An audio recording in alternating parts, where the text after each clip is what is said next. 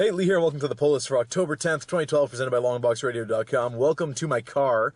I don't really have time to do a pull list outside of doing it right now in the Starbucks parking lot, so we're going to do that right now. So we got from Dark Horse Comics, Buffy the Vampire Slayer. This is issue 14 already, starring Billy the Vampire Slayer. I believe this is the new gay character they're bringing into the story, if I remember the previews correctly. If I'm wrong, I apologize to Billy. Not that there's anything wrong with being gay. Batman, number 13. Now, I'm a little upset about this. Here's the cover, and if you've read any DC books lately or looked in the preview book, you might be a little confused by what you're seeing right now. The cool Capullo art with, like, the black cover with, like, Joker kind of holding his own skin over his face is not the real cover. That's actually a variant. This is the real cover, and it's, well, there it is on the back, actually, what I'm talking about right there. This is the actual cover you get, which has Joker's face, and you peel it back, and then, hey, there's Batman. So, as cool as that is, I was really looking forward to, like, I like the simplistic stuff, like that there on a cover was much cooler to me. And I mean, a lot of people are going to be looking for this, and they're going to get this, and I don't know, whatever. It's going to be awesome all the same. Enough nitpicking of it. Capullo and Snyder have been knocking out of the park on Batman. Now they have a Joker story, so this can't be not good.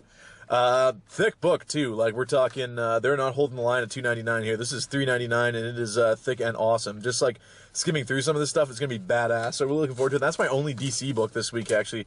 I'm kind of dropping a lot of DC stuff going forward, so you'll notice that in coming weeks. Going over to Image. We have Morning Glories, coming to us from Nick Spencer, of course. I don't know how many more issues into Morning Glories I'm going to stick on. The last couple issues have been at least moving the story forward a little bit, so I'm going to stay on for that. The art, Joe Zima's art's always good stuff. So I mean, we'll see. That's an interesting cover coming up the next Morning Glories. But yeah, there it is. That's my only Image book for the week. So let's head over to Marvel and see what they got for me. My last issue of Avenging Spider-Man. This is number 13. I was really hoping at some point that Zeb Wells would come back to the book. That didn't happen, and the people who have taken over the book, I don't know, just kind of running with it. It is what it kind of promised to be. It's Spider-Man in team-ups with a bunch of different characters. The last few issues have definitely been lacking. So this is the second issue. This is a part 2 of the Deadpool story. Looking back, I mean, could we had a part 2 of the Hawkeye or the Captain America story instead of the Deadpool one? Whatever. So End Times is our story arc here, and this is Avengers number 31. This is the end of the era. This is one of Bendis' last Avengers issues. We got Iron Man on the cover looking pretty cool. It's a really, really neat, very colorful cover, so looking forward to that. And Marvel Now's kicking up this week, and we'll talk about that a little bit later here. Invincible Iron Man, this is 526. I believe the book ends either next issue or the issue after that, and this is Armor Wars 3, of course, so we have Iron Man in a kind of compromise suit versus Mandarin there, and that's what we've all been waiting for. So there it is.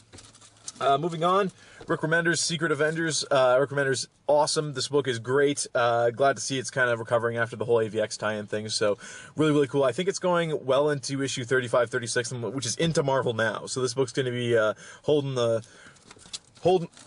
you know, the line back in the old era, as it were. So that's kind of cool. I'm glad to see that he gets to finish whatever story arc he had planned there.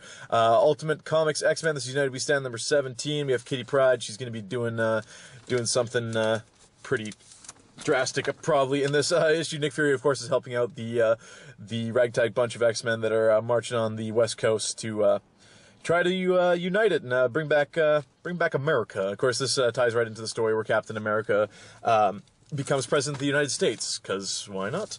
All right, moving on, we have our first Marvel Now book is Rick Remender and John Cassidy's Uncanny X-Men, Uncanny Avengers. Sorry. So we have Cap, we have Wolverine, Scarlet Witch, what I assume is Quicksilver, I'm not sure, Havoc and Thor, I guess, on the front there. John Cassidy's art, not a huge fan. I'm not sure if I'm going to stay on this book or anything like that. Like, there's already so many Avengers books. I do love Rick Remender's writing, though, so this might be the one that replaces regular Avengers. Who's going on it? It's Jonathan Hickman, I think? So we'll see. The art, man, look at Wolverine. Does that look like Wolverine? No, it doesn't. Aside from the mutton chops, if that guy didn't have mutton chops, it could be literally anyone. So, anyways, moving on, finally, not finally this week, we have Wolverine and the X-Men. This is number 18. My last issue of Wolverine and the X-Men. Still an AVX tie-in. Come on already. Love you, Jason Aaron. Loved how this book started. Not liking it for the last 4 issues, yet I've still bought it faithfully. So, anyway, there's Wolverine and the X-Men right there. And finally, this week, I practiced what I preached. I own every single issue of Saga here. Brian K. Vaughan and Fiona Staples' Saga. The first trade paperback came out this week and has the first 6 issues, I believe. Get it. Just get it. It's from Image Comics. The art itself is quite amazing. let me see if I can find a particular example here. Just all the different characters and stuff like that involved. I literally bought this just to borrow to people. It's $10. Each issue was like $4 a piece. For $10, you have the first 6. I have something more to get signed now by Fiona Staples if I ever made her. Just great stuff. Definitely gonna get the girlfriend to read this. Gonna borrow it to all my cousins and friends and stuff like that. This is probably my favorite book going right now. Please get Saga. The presentation of the trade paperback is cool too. Something you can, if you threw this on your coffee table, someone's going to want to pick it up and look at it just based on the cover where there's 2 aliens, one's got their tit out. It's awesome. So definitely check it out. I'm just kind of rambling now because someone pulled up next to me and was looking at me funny. So that's what I get for doing this in my car. That is the pull list for this week. Not sure when the next podcast is coming. Until then, keep your eyes on the books.